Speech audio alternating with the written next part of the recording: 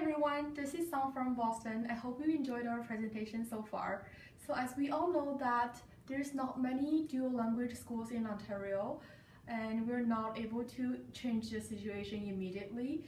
So I think what we can do is we can use some very effective teaching methodologies such as the community language learning methodology that I'm going to introduce you today. It is from this book. And so the community language learning has three goals. The first one is to teach students how to use the target language communicatively. Language is to communicate. As Asha mentioned in the threshold theory, the earlier students learn a language, the better he or she will handle that language in his life. And students can take increasing responsibility for their own learning by creating their own syllabus and their own learning materials. I'll explain this more later. And then students can learn how to learn from one another in a community. So in a community language learning class, teachers will consider their learners as whole persons. That means teachers will not only consider their students' intellect, but also the relationship between students' physical reactions, instinctive protective reactions, desire to learn, and students' feelings. In the class, the teacher will work as a counselor. This doesn't mean that the teacher doesn't teach. Rather, it means that the teacher recognizes how threatening a new learning situation could be, and she or he skillfully understands and supports his students or her students in their struggle to master the target language. And initially, the learners are very dependent upon the teacher. However, as the learners continue to study, they become increasingly independent. Community language learning methodologists have identified 5 stages in this movement, from dependency to mutual independency with the teacher. In stages 1 to 3, the teacher focuses not only on the language, but also on being supportive of learners in their learning process. In stage 4, because of the students' greater security in the language and readiness to benefit from corrections, the teacher can focus more on accuracy. It should be noted that accuracy is always a focus even in the first 3 stages, but it is subordinated to fluency. The reverse is true in stages 4 and 5. So here are some major components and 2 techniques.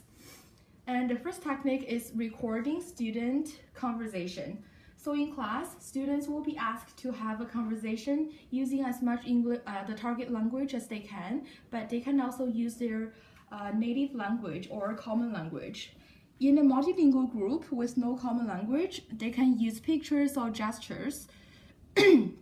So the teacher will give students the target language translation when needed in appropriate sized trunks. Each trunk will be recorded, and that gives students a final recording with only the target language on it. And the teacher can use a digital device to record it and then send it to students electronically so they can listen to it in their own time.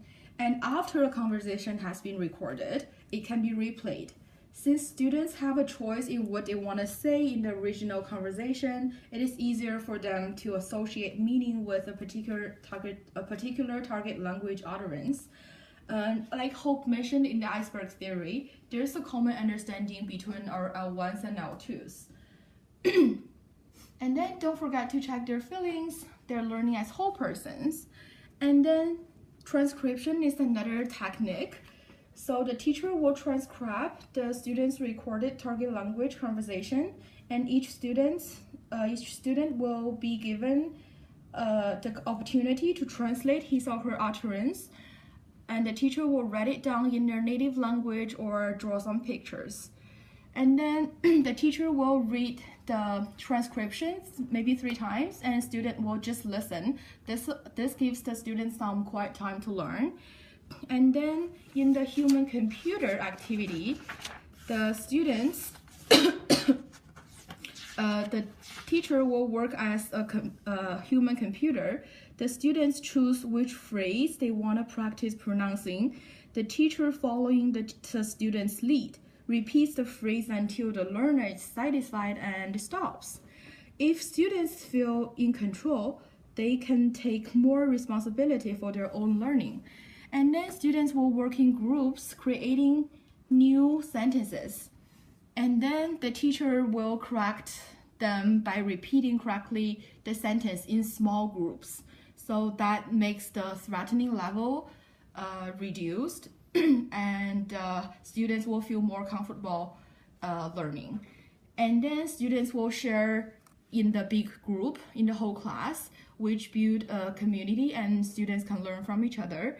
And then students talk about their experience, not only about the language, but also about how they feel and what they learned. And then they can do some other activities too. And after that, they can start a new conversation. In the beginning stages, the syllabus is generated primarily by the students. Students are more willing to learn when they have created the material by themselves. Bye!